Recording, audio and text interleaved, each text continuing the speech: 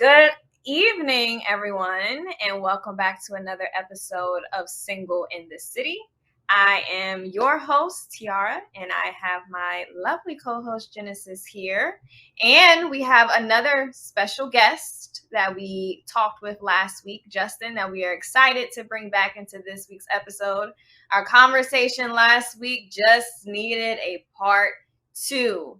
We discussed marriage, singleness, and how to pivot from being single to being married. What are the requirements of a good wife? What are the requirements of a good husband? And what that looks like from both gender perspectives. Genesis, how you feeling tonight? Girl, I'm ready to jump back in. Get right into it. Yeah, this is a great conversation. I think a very open conversation that people don't have, and especially understanding what some men are looking for when it comes to marriage, and then also what some women are looking for, and deciphering what we mean when we say certain things and make certain comments about what we're looking for in a significant other. Yeah. So without further ado, we like to go ahead and bring back in our guest that went into hiding. Justin, you around? There he is. Hi, ladies. He's back. How are you feeling? With my hands. How you feeling? No, I'm kidding. I'm feeling amazing, and I'm definitely looking forward to some more of this conversation because there's some meat on these bones that we need to really get into. Okay, well, let's get right into it. We've been throwing the questions at you, so I know that you say you were specifically excited about a part two. So what feedback do you have for us? What are some things that you think we need to impart before we start spitting questions back at you rapid fire? Well, listen, those last questions about, the expectations of men, I was baffled because I was thinking that the things that we're asking for isn't really outside of what you should be doing for yourselves. So your upkeep, your maintenance, how you maintain a home, how you, keep your spaces, how you, do that beautiful feminine thing that you ladies do where you multiply things. You multiply all things that you're giving. We give you a house, you make us a home, we give you semen, you give us beautiful babies.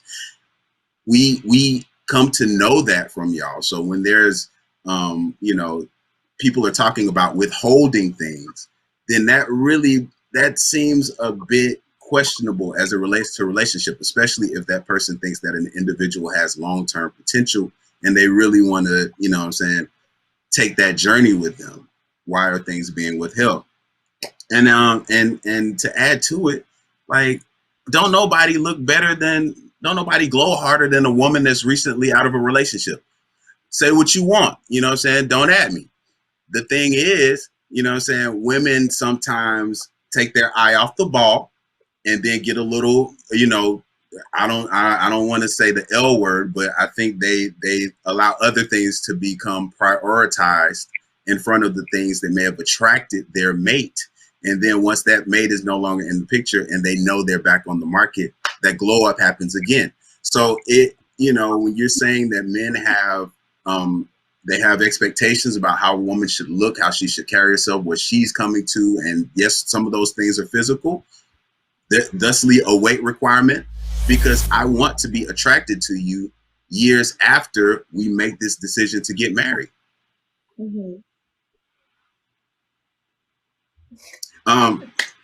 Listen, Tiara, while I got you, you're talking about green flags, Yeah. And I love what you said. I thought it was deep. It was quick. You said, are green flags for a man what a woman can do for him, and seemingly for a woman what that man can do for the world? Like, I don't want to misquote you, so please type me up if I missed it. But I think that's kind of, you're onto something. I think when I speak to men that are in like the baby boomer generation, that whole idea of what the marriage setup is in traditional marriage, wherein the man is the breadwinner and the woman is the homemaker, that makes certain things kind of, make sense in terms of people that want or think that they want a traditional marriage setup. And in that particular setup, that works best, where, the green flags for the man are what that woman can do for him.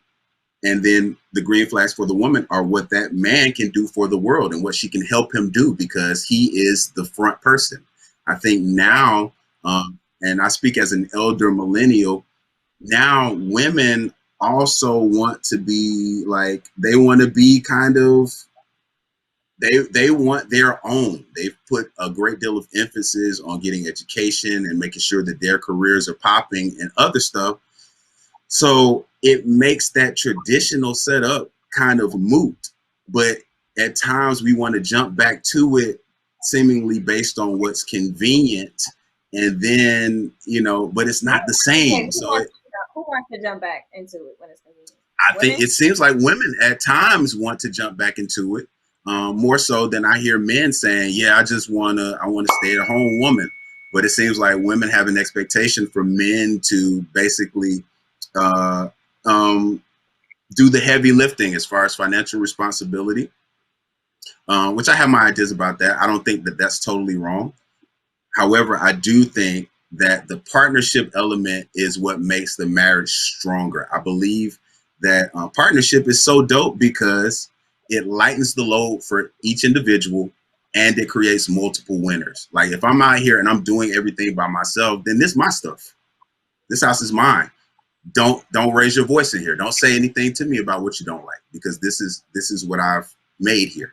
So it gets tricky right in there. But what you said was deep. That thing kind of it hit. No, it's interesting because if you think about like Martin Luther King, Dr. Martin Luther King Jr. and Coretta Scott, right? And everybody knows that, he was a pastor. He was Reverend Dr. Martin. My Martin. Tell him the dream you had, Martin. But we all know that Martin used to get down when he was on that road. And Coretta Scott, she stood by him. That's her man, and she gonna stick beside him. And we praise Dr. Martin Luther. I mean, he got his own day for what he contributed to society. Rightfully so. We can't take nothing away from him. But at the same time, what he contributed to society and what Coretta Scott King contributed to being, the wife, the mother of his children, the supporter, arms wrapped while they walking and marching. But she got the short end of the stick when it came to the totality of the person that he was based off of his infidelity. So I say that to say that women like Coretta Scott King are praised in the history books for her faithfulness to Martin Luther King, whereas Martin is not usually side-eyed by the way he mishandled Coretta sometimes because of his contributions to society. And I think when we deal with that, we see the trend and the pattern of what men historically are able to get away with and what women are not able to get away with because their job is cooking, cleaning, being a good homemaker, and being quiet. So that way we can keep the man elevated for the culture. Your issue? I'm kidding.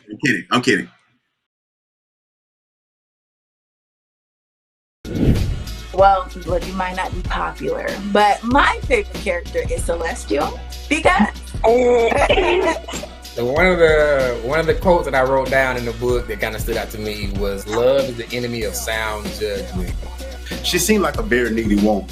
And I can't even respect Andre because how do you prey on your friend's wife while he's incarcerated? Like, I just can't get with that. And maybe I got too invested in the book,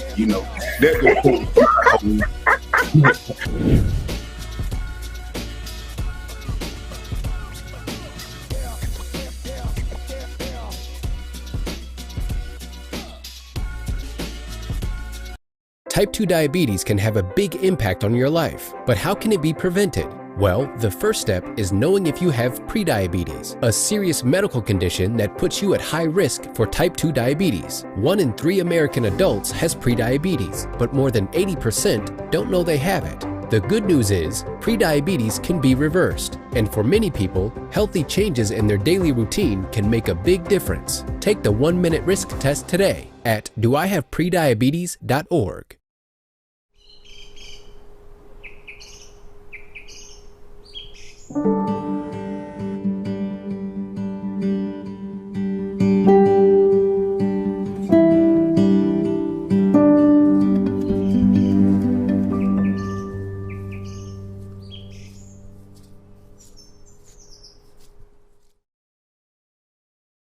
That's deep. Short end, actually, she got the best end, in my opinion, of any other woman that could have possibly been in his life.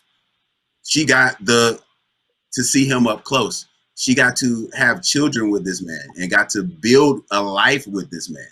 So, you know what I'm saying? Like, you know, I have some controversial views about this sort of thing. I don't think that, okay, how can I say this?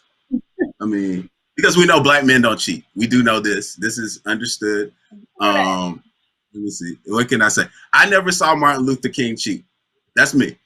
And let me see. What I can say is, say it again. I said this is all alleged. That everything that I mentioned about Martin is alleged. You know what I'm saying? These allegations, I can't speak on those, but I can say that if that man showed up authentically in his relationship from the get-go, why would there be any expectation that he would do something different once the ring was in play? That's one thing. And then, you know, I'm going to just say it. I think that men are as faithful as their options. You know what I'm saying? So if you want a certain caliber of man, a certain type of man, you need to be prepared to deal with the options that he has. So does that not contradict though the word, or, you know, did they just forgot to write polygamy in the Bible? Oh, polygamy, there was no such thing. It was just understood. It was common knowledge that men had multiple wives and handmaidens and so many other things. So how does that correlate? Do you think that the modern day approach to marriage as, you know, two people, a couple, which is two people, you know, according to math, is just two, is not a few, is not called some, which is 4. It's a couple, which is 2 people. Make a couple, therefore are a couple, which is 2, which is 1 person and 1 person equals 2. Where then do we get the idea that we should or should not be just with 1 person? Is the idea of a coupling or just 2 people in a relationship not, I don't know how to say it, but is that not something that we should even think is the right way to go? Are we putting too much emphasis, so to speak, on the idea of just being with 1 person? Or should we be open to the idea of multiple people as Christians? And also throwing in there, considering that women too could only be as faithful as our option. Okay. This is very true. All very true. I think the 2 people thing, I think that that's a one-size-fits-all approach to marriage, where in marriage, it must be nuanced and people have to set their own boundaries. As we know, the Bible says the bed of marriage cannot be defiled. So if a person is coming and clearly telling you how they like to get down, how they like to move, it is not, you know, another person's business, or it shouldn't be their objective to then, you know, change them. You know what I'm saying? Like I've learned a lot in the last 2 years. If COVID hasn't taught me anything, it's taught me. It's really punctuated the fact that I don't have to like certain things, but I do have to accept and respect people's choices and how they like to move, how they like to run their situation. So, that some ideas about the marriage thing, which, didn't resonate with me early on, were just the territorial nature of it all, because it does seem to get a bit territorial, like, you know what I'm saying? Like at it on a base level, like what made somebody say, what made people go from having thousands of wives and however that went to saying it only need to be these two people? I mean, I think that's it's not as productive. That's counterproductive. That's, that lack of variety could be, that could, I don't know, that could keep a person from being fully authentic with them, and presenting who they are to a person. That can make someone have skeletons and have to not be who they are. So it's a matter of what people place importance on. Do they want this too, or do they want that one person to be completely authentic and share themselves with them and share life with that person? I have a question.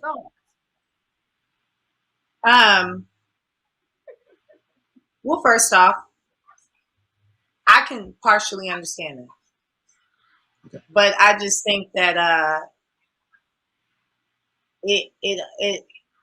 it's accepted if a man thinks that way, but if a woman thought that way, I don't know if it would be as easily gone over. I don't know if a man would be as comfortable, and if men are taught, and just in general, to be that open and vulnerable and understanding, if a woman exercise those options as you just explained. You cannot do a man how he do you and expect him not to act a fool. Or have an issue, or want to leave you, or want to compete, or want to get over on you, and it's revenge. Bust down the door. That point. For some men. Now, that's not all men. Some men, there might be some men that are okay with that, and they might understand the balance of, if I get to do it, then you get to do it. But I think one thing, and I'm kind of switching gears here, that as a society, and Tierra, you come in, you tell me if you think differently. But as women, it seems like that we are supposed to accept a man as he is on his inner. We are supposed to, if he comes this way and he shows you who he is, you don't have to, if you don't try to change him, or don't try to manipulate him in a certain way, because that won't work. So you have to accept him for all of his flaws, and just look for 60% of what you maybe feel like, oh, he's ambitious. He's a good provider. He doesn't mind working. He's at least sometimes nice to me. So, let me try to keep this good man, quote unquote. Okay. It's about what we define in society sometimes as a good man. But in that same breath, it's like men are always saying, look at me for who I am on the inside and my inner, and accept me and make me feel like I can be emotionally secure, make me feel like I can be vulnerable with you and show you all these things, no matter if you feel like you like it or not. However, if I tell you I want you to pay 80% of the bills, it's an uproar. If a woman gets out and she says, hey, I do want a certain type of man that does this for me, or is this type of man for me, or he does handle certain things in a different area, we are criticized. Why do you think you deserve a high value man, as they call him these days? Why do you think you deserve somebody that has options? But we're expected to just accept whatever men kind of throw at us in order to just have somebody. And then certain men, you have to do whatever you want to do. I think and then when that same rule don't apply. I think when you're dating, it needs to be what it was when we signed up. So when guys want to get with you, he got the bells, he got the whistles, he got the dates, he got the food, he got the wine and dine, the where you want to go, what you doing, where you at, texting you all day, FaceTiming you. I just want to see you. Keep that same energy throughout. I think that if a guy knows that he can get a girl and keep a girl, then that allure for her changes in a sense. And then that's when you get to see somebody's true colors. So it's like, I'm real quick in dating to be like, you know what? I started switching up because you started switching up. So let's just, cut it, and let's really address how you are not who I thought you were. Therefore, I can't be who I am to you. And I think that when you, I don't like to use the term leash because our men dogs.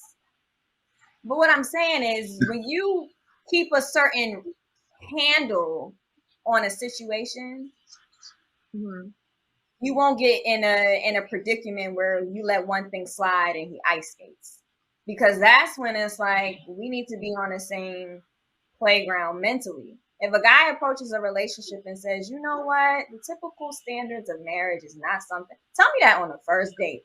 Don't wait till we 6 months in and we walking past the jewelry store and I'm like, oh, that's nice. You like that? And he's like, I mean, I like it, but that whole thing, I don't know. And if I do it, then I might have to, have 2 or 3 on the side. Why didn't you let me know that from the beginning?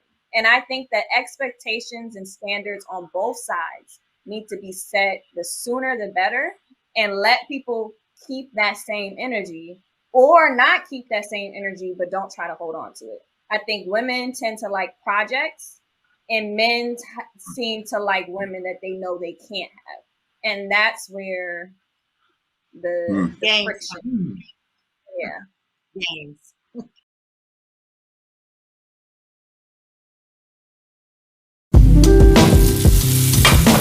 We're back on our Thanksgiving installation. Water also. I'm gonna let that come back to a boil.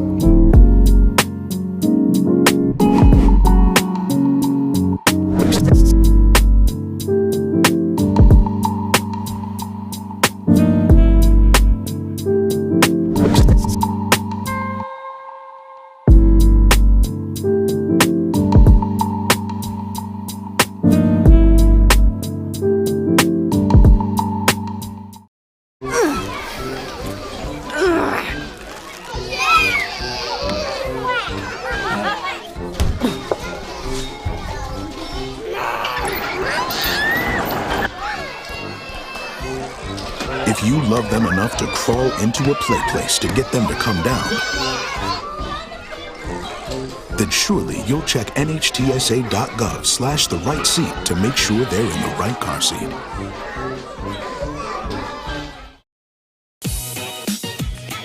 What's up, y'all? It's your boy Jermaine Dolly, Mr. Hello Dolly himself, and guess what? You're tuned in to Tea and Worship with my homies, Mignon and Corey. Keep it locked, y'all.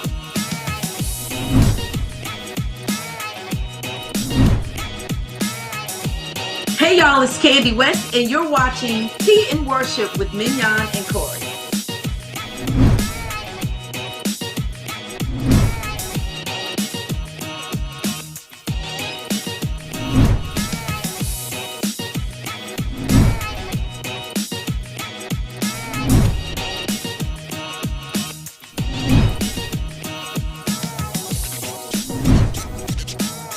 It's your boy James Fortune, and you are watching my favorite news show, Tea and Worship, with my sis Mignon and Corey.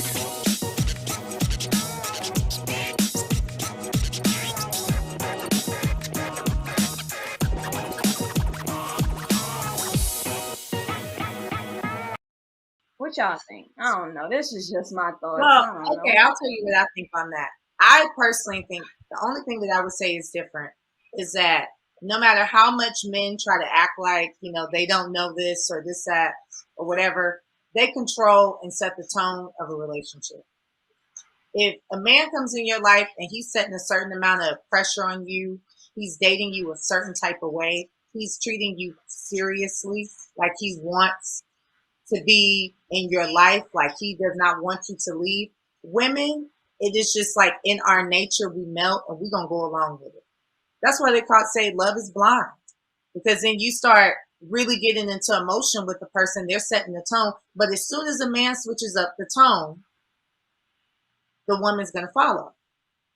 You know what I'm saying? Because you're leading a relationship. It doesn't matter in what type of situation it is. So even if a man does come to a woman and say something like, and they're honest, open and honest. I know a lot of men that are like this, that are very much so, hey, I have a girlfriend, but I like you. What we do is what we do. And, you know, that has nothing to do with anything else. You know what I'm saying? And some women are just like, I don't have a problem with that. I don't have a problem with that, because that allows me to set mental boundaries in my head and in our relationship on what we're going to be and how I need to proceed and how I need to maybe even be guarded in some areas. But it's like, I think the issue comes in is where men get unrealistic and they start to think, oh, well, you my side piece, but you need to be doing a little bit more. Why you not cooking for me? Why you not doing this? I'm not that. That's not me. That's not my role. That's not what I signed up for in your life. That's her role. I'm doing my part. She need to do her part.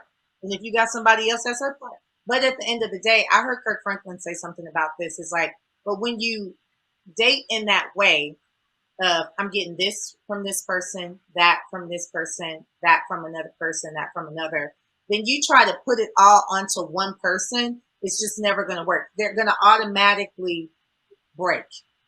It's too much weight. Right. It's too much weight, because it ain't even just the options in people. It's the options in what you have just in life, the access that we have as individuals and people. Even what we want to eat from a day-to-day basis. I could Uber Eats anything I want. But when you have a certain level of consistency and a standard in how you are in your life, and you know exactly what you're looking for, and you're taking and you're open to knowing that nobody is going to be 100% perfect for you. That is just impossible. Nobody's going to be that. But if you can look at a person and make a conscious decision and say, but this woman or this man, they do all of these things for me. They might not do these little things or whatever, but that's cool. I'm all right with that. I can compromise on that. That's the big piece of marriage that I feel like a lot of people don't want to do, especially men. Men don't want to compromise on nothing. They want you to be able to cook like a chef, but they don't want you to gain no weight. I'm going to eat the food I'm cooking. You know? I got to.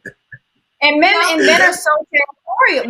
Men are territorial. That's why this whole conversation of, you know, should you be one person or should you be multiple? Men are territorial.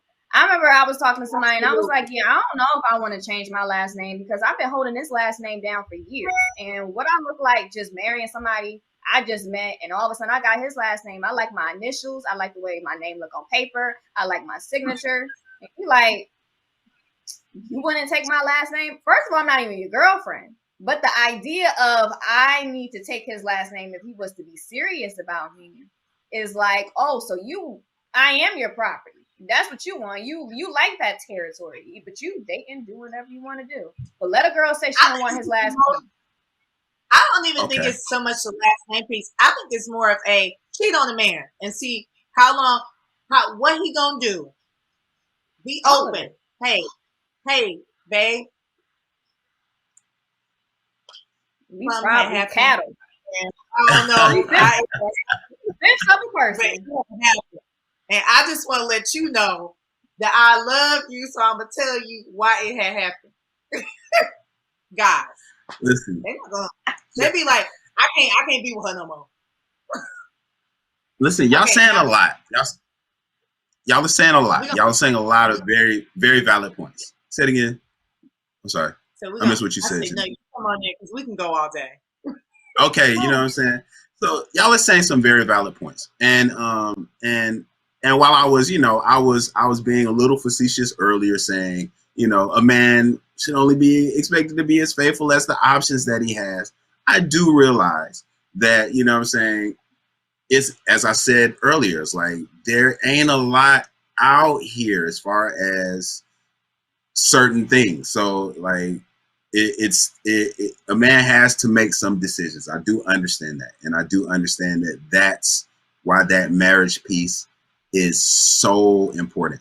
I think a lot of the stuff y'all said, though, it kind of assumes that men and women are on the same playing field as it relates to the choosing, when we as the men control the access to it.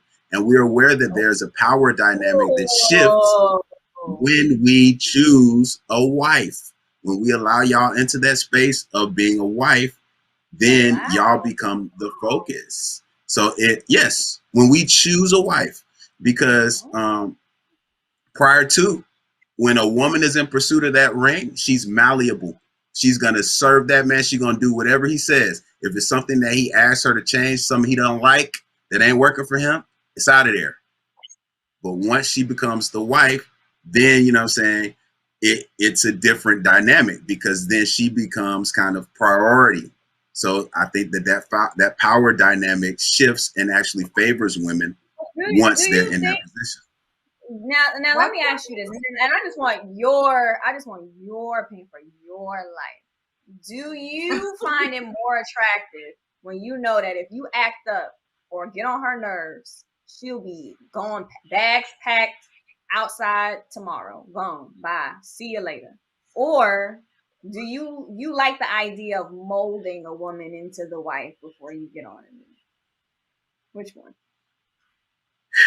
Well, yeah, clearly no one likes the idea of someone leaving, because that says that they're not there for the right reasons, or they don't have the maturity to really be in an adult relationship where there are going to be peaks and valleys. She's there for you. She's there. She's just not putting up with mess. You know, she's just like, you know what? Yeah. This was cute and all, but since you ain't called me back last night, I don't really think this is working out. You know, she's willing to walk out that door because she heard you. She know you got options, but you know she got options too, she say, or even if she don't got options, she good by herself. Is that a more attractive prospect of a female, or do you tend to think that the woman who is more interested in sticking it out, you know, thick and thin, and then in the mud, in the trenches with you while you grow and get yourself together to be a husband? Which woman are you more so seeing yourself aligning to? I would think that's a good question. It's a good question. The latter sounds more attractive. You know what I'm saying? Because you know, although that is a great position to be in business, it doesn't really hit that well for hearts, and that doesn't give the man the security that he needs to really show up to the relationship if he feels that at any moment, if she don't like what I'm doing, she's going to pull the rug out from under me, just so, you know, just to flex. So definitely the more relaxed woman that's willing to work with me is more attractive, especially at my age, you know. Guys, we will have to finish this conversation next week, but thank you so much for tuning in. The conversation must continue and go on. So we hope that we will see you next week for another episode of Single in the City. Thank you so much for watching, and we'll see you then.